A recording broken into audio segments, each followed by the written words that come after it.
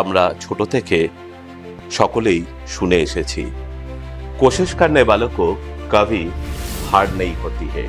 অর্থাৎ আপনি যদি চেষ্টা করেন তাহলে আপনার চেষ্টা কখনো বিফলে যাবে না। তবুও আমি আমার এই স্বল্প অভিজ্ঞতায় যে কটা জিনিস শিখেছি তাতে আমার মনে হয় শুধুমাত্র চেষ্টাই সফলতার জন্য যথেষ্ট নয়। চেষ্টার সাথে সাথে আরো 5টা বিষয় অবশ্যই দরকার।